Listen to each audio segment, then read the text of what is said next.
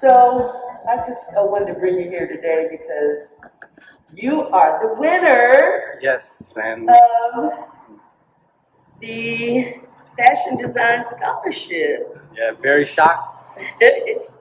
Blessed, but feeling just very, very shocked. All right, so let's talk a couple seconds about your win and your success. Yes. But basically about you. How did you get started? You know what? I love dressing, and everything really started in high school as a senior at Santa Monica High School. I just love to dress. I love to have my full button shirts on with my slacks. And from there, a representative from FITM came to the school, told everybody about fashion design and what they offer, and I was hooked from there. Okay. So that was it. So what in your childhood made you become? I mean, I wouldn't say anything about my childhood. It was just basically coming here because I'm from Louisiana. So when I came here, just a whole different world opened up to me. So I saw, the poets, I saw fashion, I saw everything. So it was just a matter of just being involved in the arts. So no one in your family were designers or artists or no, nobody at all. No. What did they say when you wanted to do that? Some of them were very, very supportive, and especially my grandmother. She said, "Listen, if this is what you want to do, you can do it, and I'll help you as much as I can." So, she was my rock and my foundation. So, So you went to FITM, huh? Yes. How was FITM? FITM was great. I mean, I think it's the best fashion college in the world. Yeah. I don't care what anyone else says about Parsons or any other college there is, but I love FITM. So I have 2 degrees: merchandise marketing and also product development. Okay. So yeah, I love it. Okay. So do you sew or what do you do? How do you make your business? Well, I just do all the designs. I have a contractor downtown, so she does all my sewing now. I also have a pattern maker as well. But all my designs, I'm doing all the designs. So I look at what other artists and other designers have done, and I look at their work, and then also put my spin on it as well, just to try to be creative and make something that's new. Who are you inspired by? Really, my favorite designer of all time is probably Coco Chanel. Oh. Yeah, so I love how she got started, and I love all of her work, and also her longevity, in the industry. So she's a fashion icon as far as I'm concerned. Yeah, very, very nice. I've watched all her videos. Yes, definitely. Yes. Keep up on her. Definitely. Yeah. So what's your next goal for your career? Next goal is, take these proceeds that I won from you, and also, just to continue creating, developing, and also I want to work with other African American designers, sewers, contractors, and just in trying to continue to expand my brand by working with other designers as well. But just work on, new collections. Just continue just designing and creating. Tell me, what is your design? I know you like Coco Chanel's. And her pieces are very basic and rich, and it's noticeable. I mean, you notice her line. So what is your collection? My collection is basically women with curves. And when I say that, everybody automatically thinks plus size, but there's a difference between curvy and plus size. So it's for women who have the hips and the butts, but they have a hard time finding the right fit for them. So that's basically my target market. Okay. How does design give you pleasure? My mind, and I'm pretty sure you can be a witness to this as an artist, my mind is constantly moving and constantly going. So when I see something that is in my mind, I put it to pen and pad, and then I make a sample of it, and it's like, wow, okay, that's what that looks like now. So it gives me inspiration, it gives me hope, and it just continues to give me the creative juices that I need to just keep going. So. Yeah, and it's real cool to start and then you see the ending. Exactly, yes. Okay, so we asked how does it pleasure you, right? How does design pleasure you? Yes, definitely. So taking your sketch or your idea and then looking at it on a model. Exactly, and then also, just like I said, it's coming to life. So it's like, wow, that's what I thought about. Right. That's what I drew. Right. And now, that's what it looks like. Okay. So do you like Photos, like a photo shoot or runway? Which one do you like the best? I would probably say photo shoot because I get the opportunity to actually like make adjustments on the fly with the models. Okay. A runway, once they hit the runway, it's like, okay. I should have adjusted that, but it's too late now. Yeah. So yeah, photo shoot because it allows me just, one-on-one, with the model. So because it's almost like a singer in studio versus out in a concert. Yes. Yeah. It's that difference between that live thing to see, how people really feel about your clothes. Exactly. And how the girl is making it work, versus they're just standing there. But both of them are really nice. Yeah. Okay, what are 5 things that best represents you? 5 as a designer. As a designer. Well, I mean, my wife gives me great inspiration. So I would have to say, her being number 1. Probably say, fit them because that helped put me on the path. And 5, it's tough to name 5 things. I would probably say my kids, my boys. Just watching them and how they grow and how they act, and it's kind of feeding off of that to give me inspiration as well. So I don't know if I can name 5 though.